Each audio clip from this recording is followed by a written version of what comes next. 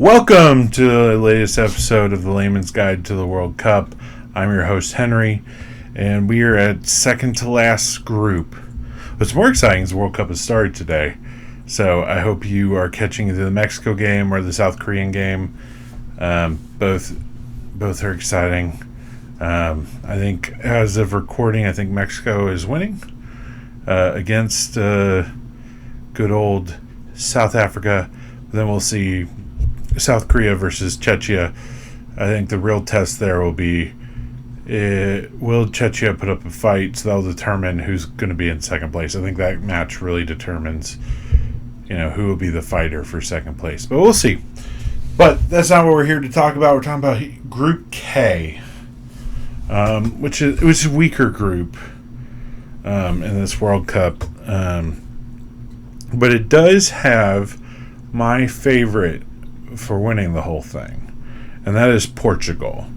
You might be asking, Henry, that why Portugal? And some people may think, it's because Cristiano Ronaldo, it's his team. No. I'm more excited about this team because of the talent that's around Cristiano Ronaldo. I think this midfield for Portugal, but with Vitinha, Fernandes, and Silva, is very exciting. It's very experienced at this point. They know how to play in big games, and you have a lot of really good defense and a lot of good attacking options, both on the wings and the right and left wing back. So, and then the depth is here for this Portuguese team as well. Like, they've been building to this point, and I think this will be the breakout tournament for that. But getting into that, the best they've ever done is third place, which in 66. And at the last World Cup, they made it to the quarterfinals. They're usually always in the conversation of being one of these top elite teams. And they made it to the quarters the recent Euros. So nothing like super deep, not a semifinal, not a final in recent memory. They're a multi-time Euro champion. But they've never gone that next step to the World Cup. And that's one of the biggest stories is Messi has won a World Cup at the last World Cup. But Cristiano Ronaldo, in this debate against who's the greatest of all time, has not won a World Cup. And for both of these players, this will be their last World Cup. So, can Cristiano Ronaldo break through and make it happen? He's probably one of the most driven players I know, so that adds another factor to this Portuguese team. It also helps that Portuguese are more of a Southern European team compared to like being from Norway, being from England, Germany, where it's a lot colder and the climate's a lot more mild. So being in Portugal, being on the peninsula, these players are, growing up in more of a humid, more of a warmer environment. It's still not as hot as the United States, but I think they'll be able to adapt a little more. So the European countries, so like Spain and Portugal, I think both put in this category. Not Italy because they didn't make it, but this environment is not too different to what's there in their country. So out of any of the European teams, these are the ones that are probably going to adapt a lot better to this weather. And like I said, outside of Cristiano Ronaldo, of course, Bruno Fernandes just set the record for most assists in a Premier League season.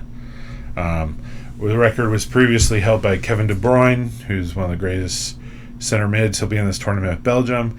And then the other person that was tied with Kevin De Bruyne for that record is Thierry Henry, which is arguably one of the greatest players to ever play in the Premier League.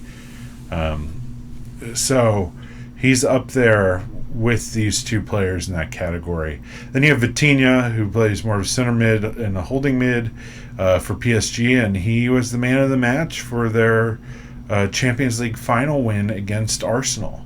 So you just have those two to begin with. We're not talking about like Bernardo Silva, who's just an all-around good player playing for Manchester City. You have people in the defense like Ruben Diaz, Cancelo playing for Barcelona, Mendes as well.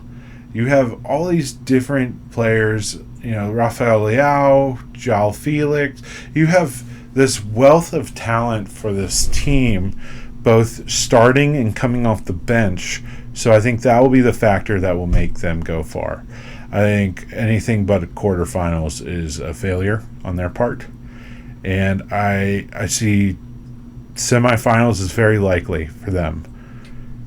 The question is, can they go all the way? And I think they are a team that can. I think they can make it to the final.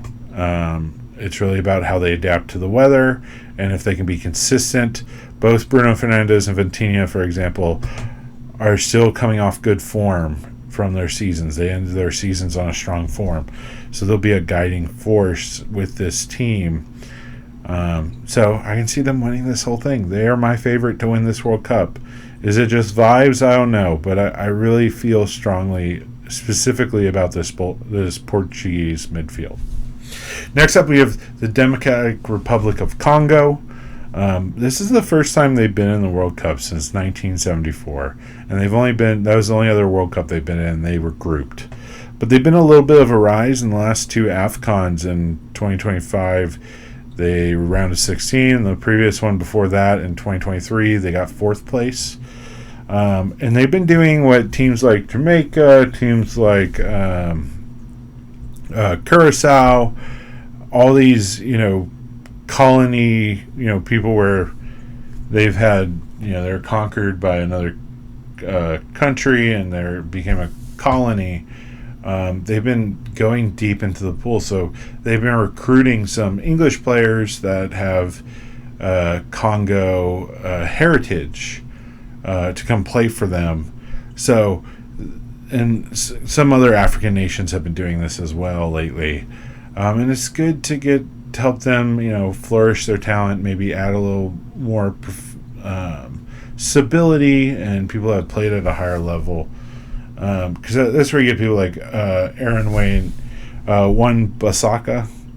He plays for West Ham. He played for Manchester United for a number of years and came out of the Crystal Palace Academy. So he's a player that has a lot of big game experience. He's still 28 and he's a solid defender. Then you have like Yohan Wasasa, which plays for Newcastle. And then a lot of their players from there are playing, all over the place in Europe. A lot of French league, a lot of Turkish league, and just everything in between. So they have a solid group of players. It's just whether or not they can translate that, and because they're a young team. They're a very young team, so we'll see if this will be a World Cup where they just get experience and then they can capitalize that for the next. Then you have Uzbekistan, which this is their first World Cup. They've been a team on the rise in Asia. They made it to the quarterfinals of the recent AFC Cup, and they're a hard team to play against. Originally, this was a team where you only saw their players in the Uzbekistan league, but they've been merging out. A lot of them playing in the Turkish league. The ones that aren't playing in the Uzbekistan league, they're playing in the Turkish league, and the Uzbekistan League is playing well on the continent in the AFC Champions League for clubs.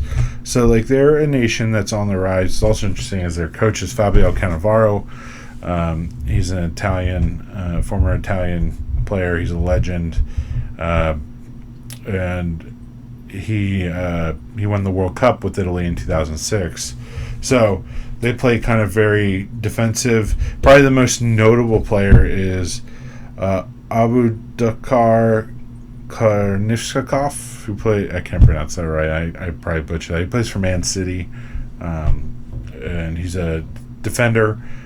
He's not a starter for Man City, but he gets quite a few minutes. He's not someone that's just riding the bench the whole time, but he gets his starts here and there. He gets subbed on, so he gets that experience. But their captain, Eldar Shurmuradov, he plays for Istanbul Başakşehir. I can't pronounce that either. It's hard. It's a very long name, but they're usually a top team in the Turkish league in Istanbul, and so he'll be probably the most important point of the attack here with this team. Also being their captain, probably has a ton of caps. So for them, I think they're fighting for third place. and they're fighting against the Congo for third place. And, I don't know if I've mentioned it before, but with only 8 of 12 get to move on for third place teams. So it does make that third place finish precious, even if they don't, they're not the top 8 best third place teams. They're still fighting for it and can make something happen. Then we have one of my dark horses for this tournament, and that is Colombia. They made it to the quarters in the 2014 World Cup, and they didn't make it to the last World Cup in 22. But the last 2 Copas, they've been, this last one in 2024, they were in second place, and the one before that, they were third place. They've been this team on the rise in South America and have a lot of exciting talent. You have some old faithfuls like James Rodriguez, who's one of these weird players that hasn't had the best club career. I mean, he's played for Real Madrid, he's played for Bayern Munich, but he's outside of that, he's kind of been in this journeyman. But when he plays for the national team, it's like there's a different switch turned on with him, and he becomes this folk hero.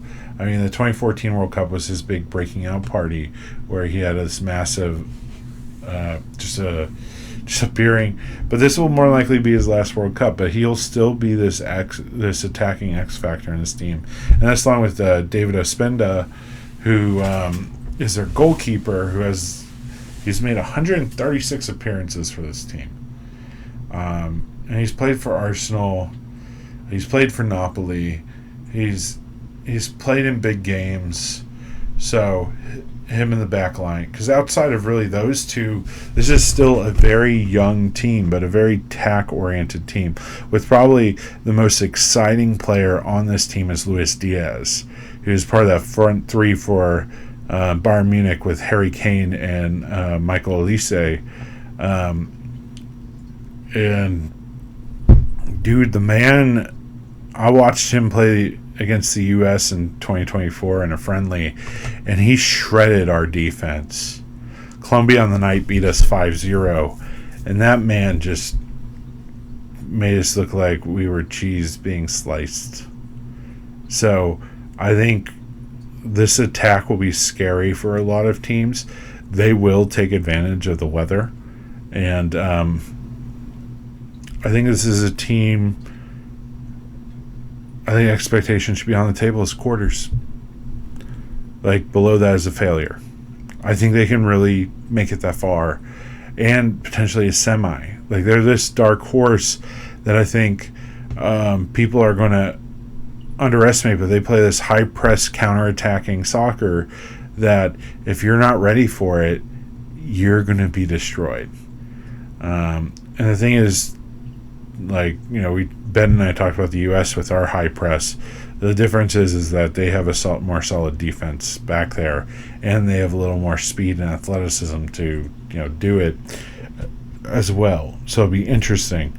They are one of my dark horses, and I'm excited to see what Colombia can do in this World Cup. So this is Group K.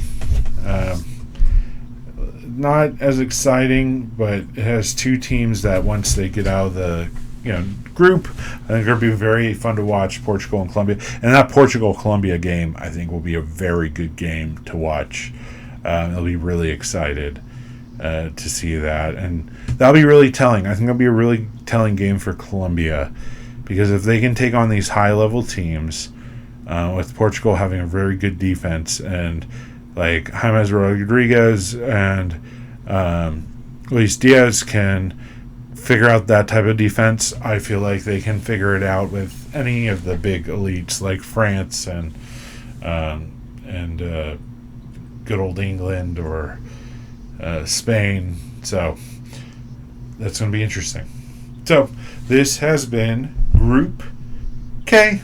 We'll be back tomorrow for the last group video, which will be our second group of death, which that is good old Group L, the final group. Maybe group loser. No, it's not. It's the group of death, because there's a lot of strong teams in this group as well. So I'll see you tomorrow.